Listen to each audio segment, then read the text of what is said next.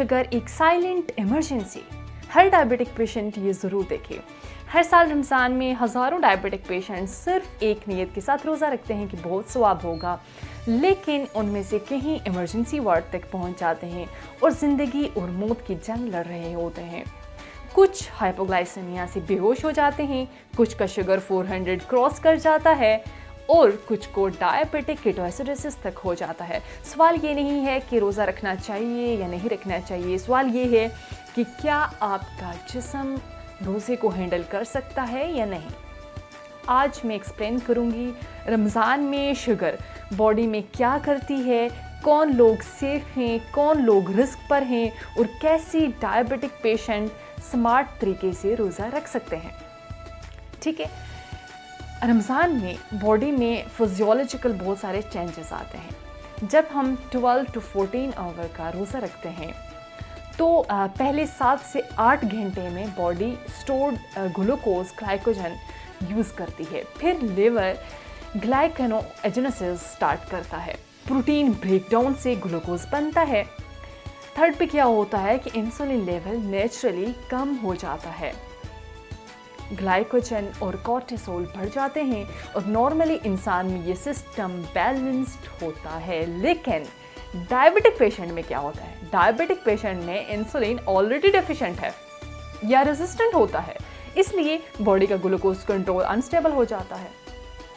इसलिए इस अनस्टेबिलिटी की वजह से कॉम्प्लिकेशन स्टार्ट हो जाते हैं।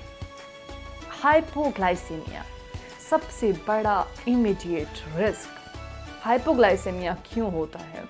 पेशेंट ने सहरी नहीं की, इंसुलिन सेम डोज ली जो नॉर्मल डेज में लेते थे, तो फिर क्या हो गया? सल्फोनिलुरियस यूज़ हो रही हैं, लंबी फास्टिंग ड्यूरेशन जब इंसुलिन ज़्यादा हो और ग्लूकोज इनटेक ज़ीरो हो तो ब्लड शुगर डेंजरसली ड्रॉप कर जाता है। बॉडी में क्या होता है?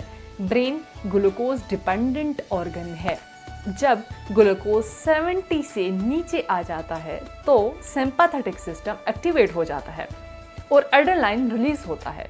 इसलिए सिम्टम्स आते हैं आपको, स्वेटिंग होगी यानी कि पसीना आएगा, कपकपी होगी, टैकीकार्डिया होगा यानी कि हार्ट बीट इंक्रीज कर जाएगी, एंजाइटी होगी।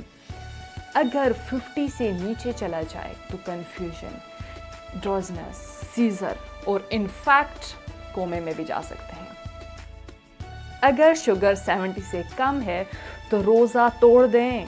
रोज़ा तोड़ना मेडिकली अप्रूव्ड है, क्योंकि जब आप खुद नहीं रहेंगे तो हाइपरग्लाइसेमिया इफ्तार का हिडन डेंजर। लोग सोचते हैं फास्टिंग से शुगर कम होगी, लेकिन प्रॉब्लम अक्सर इफ्तार पे होती है। रीज़न क्या आता है? मीठे शरबत पीते हैं, मिठाई खाते हैं, वाइट राइस यूज़ करते हैं, ठीक है, ओवर ईटिंग करते हैं, इंसुलिन टाइमिंग मिस कर देते हैं। तो बॉडी में मैकेनिज्म क्या होता है कि जब बहुत ज़्यादा कार्ब्स एक साथ जाते हैं, रैपिड ग्लूकोज स्पाइक होता है, इंसुलिन इनसफिशिएंट होती है, शुगर 300-400 तक जा सकती है।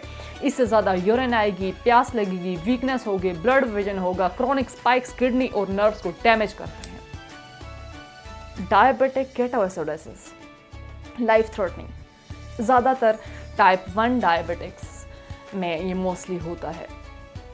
अगर हम देखें कि ये क्यों होता है, जब इंसुलिन स्फीयर डेफिशिएंसी में हो, बॉडी ग्लूकोज यूज़ नहीं कर रही, सो क्या होगा? फैट ब्रेकडाउन एक्सट्रीम लेवल पे होता है, कीटोन्स बनते हैं और कीटोन्स एसिडिक होते हैं, ब्लड एसिडिक हो जाता है। इसके हमें क्या अलामात मिलेंगे पेशेंट में? Severe abdominal pain, fruity breath smell, deep rapid breathing. अगर ट्रीट ना हो तो डिहाइड्रेशन, पेशेंट शॉक में चला जाएगा, आईसीयू में जाना होगा, उसको फौरन से आईसीयू में एडमिशन लेना होगा। रमज़ान में रिस्क तब होता है जब इंसुलिन स्किप की जाए या स्फीयर डिहाइड्रेशन हो। अब अगर हम डिहाइड्रेशन और किडनी रिस्क पे बात करें तो हाई शुगर, ऊपर से रोज़ा भी होगा, ऑस्मोटिक, डायूरेसिस, ग्लूकोज यूरिन में जाता है, पानी उसको खींचता है, डिहाइड्रेशन होगा। इससे क्या होगा? Acute kidney injury, electrolyte imbalancement, thrombosis का रिस्क। एल्डर्स में जो एल्डर डायबिटिक्स हमारे पेशेंट्स होते हैं स्पेशली वल्नरेबल होते हैं। Risk stratification according to American diabetes association और इंटरनल डायबिटीज़ फेडरेशन के अकॉर्डिंगली हाई रिस्क है, रोज़ा अवॉइड करें। Type 1 uncontrolled recurrent severe hypoglycaemia HbA1c अगर हो ग्रेटर देन 9, रिसेंट DKA वाले, advance CKD patients, pregnant diabetic females, moderate to low risk doctor consultation के बगैर ना रोज़ा रखें। वेल कंट्रोल टाइप 2 HbA1c अगर उनका 7 to 8% हो, और हाइपोग्लाइसेमिया के पेशेंट ऑब्वियसली सेल्फ मॉनिटरिंग कर सकते हैं, ठीक है, लाजमी करें। सेफ मेडिकेशन करें।